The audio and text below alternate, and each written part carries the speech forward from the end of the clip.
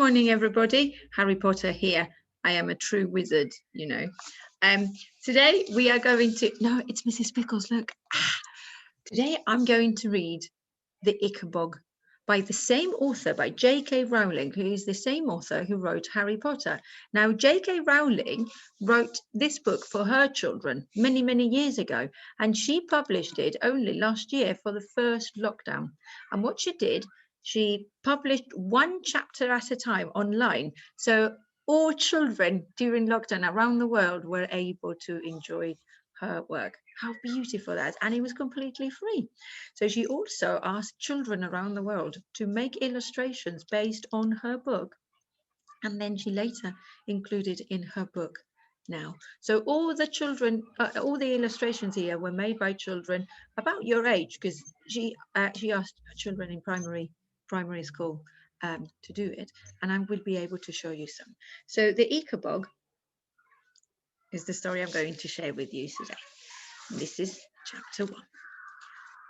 King Fred the Fearless.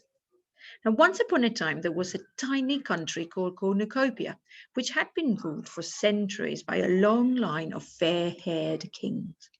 The king at the time of which I write was called King Fred the Fearless. He denounced the fearless bit himself on the morning of his coronation, partly because it sounded nice with Fred, but also because he'd once managed to catch and kill a wasp all by himself, if you didn't count 5 footmen and the boot boy. King Fred the Fearless came to the throne on a huge wave of popularity.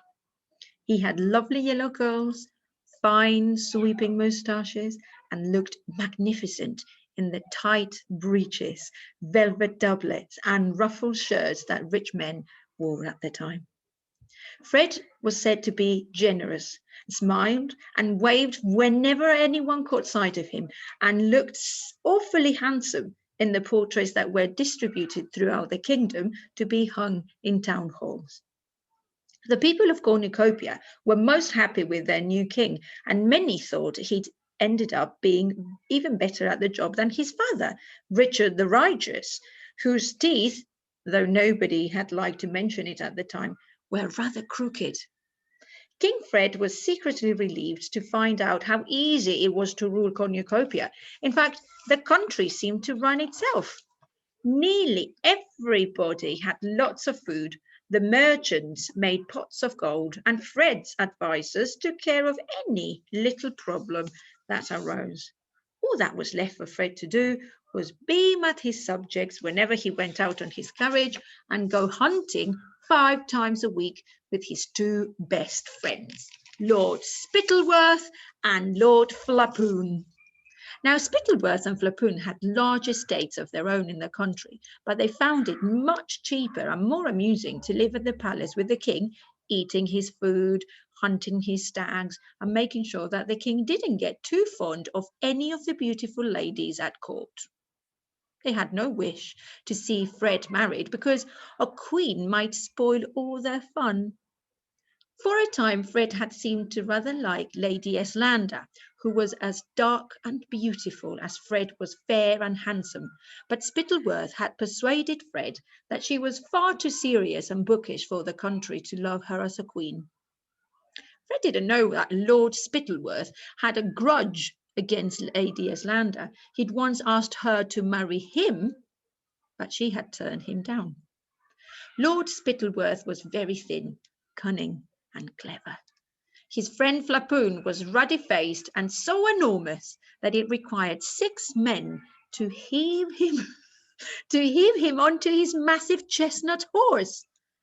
Though not as clever as Spittleworth, Flapoon was still far sharper than the king. Not very good friends, really. Both lords were expert at flattery and pretending to be astonished by how good Fred was at everything from riding to twiddlewinks. If Spittleworth had a particular talent, it was persuading the king to do things that suited Spittleworth. And if Flapoon had a gift, it was for convincing the king that nobody on earth was as loyal to the king as his 2 best friends. Fred thought Spittleworth and Flapoon were jolly good chaps, They urge him to hold fancy parties, elaborate picnics, and sumptuous banquets because Cornucopia was famous far beyond its borders for its food. Each of its cities was known for a different kind, and each was the very best in the world.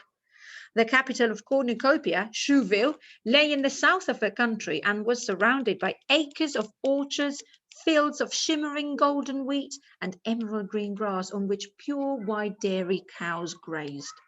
The cream, flour, and fruit produced by the farmers here was then given to the exceptional bakers of Chouville who made pastries.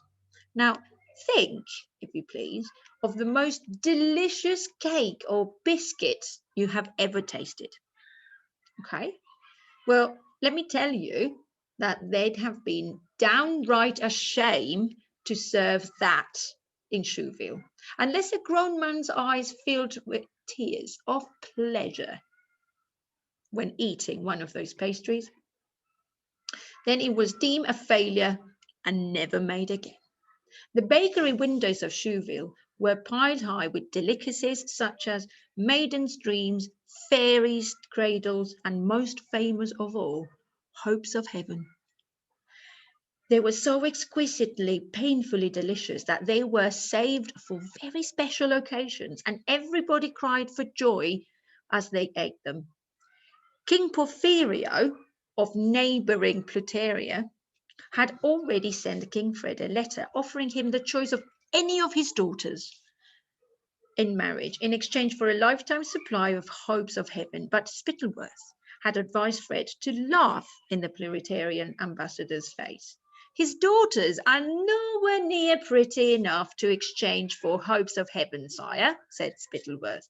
To the north of Chouville lay more green fields and clear, sparkling rivers, where jet black cows and happy pink pigs were raised.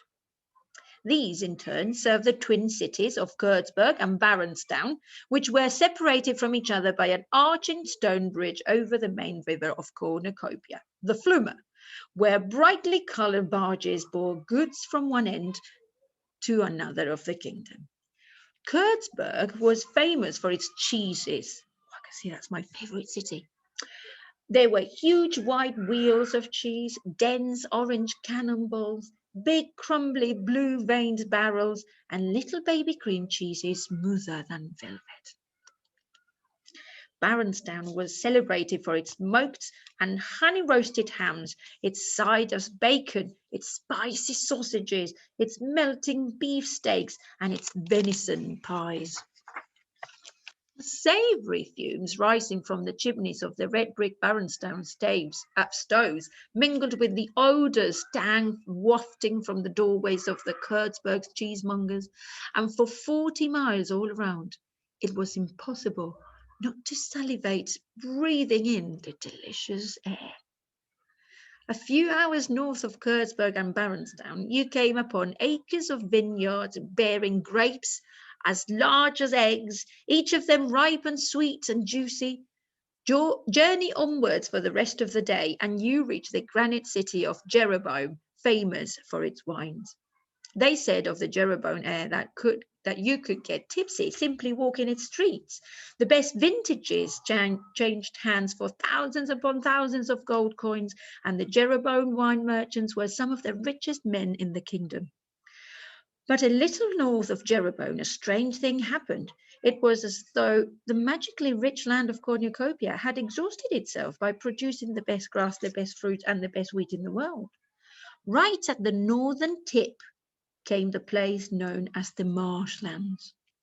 And the only thing that grew there were some tasteless, rubbery mushrooms and thin, dry grass, only good enough to feed a few mangy sheep. The Marshlanders who tended the sheep didn't have sleek, well-rounded, well-dressed appearance of the citizens of Jeroboam, Baronstown, Kurtzburg, or Chouville. They were gaunt and ragged. Their poorly nourished sheep never fetched very good prices, either in Cornucopia or abroad. So very few Marshlanders even got to taste the delights of Cornucopian wine, cheese, beef, pastries. The most common dish in the Marshlands was a greasy mutton broth made of those sheep who were too old to sell. The rest of cornucopia found the Marshlanders an odd bunch, surly, dirty, ill-tempered. They had rough voices, which the other cornucopians imitated, making them sound like hoarse old sheep. Jokes were made about their manners and their simplicity. As far as the rest of cornucopia was concerned, the only memorable thing that had ever come out of the Marshlands was the legend of the Ichabod. Dun, dun, dun. And if you like this book, I very much recommend it, because you can find it online. The chapters are still up there. The only thing that you won't be able to see just yet are the pictures. I can show you some of the pictures now. And the first picture I have got now is Flapoon. Remember that he was quite chubby, and you needed 6 men to put him up his massive chestnut horse. And this was drawn by Sophie. She is 11 and she's from New Zealand. Quite good, eh? I hope you like it. Happy World Book Day. Keep on enjoying some good reading. Bye.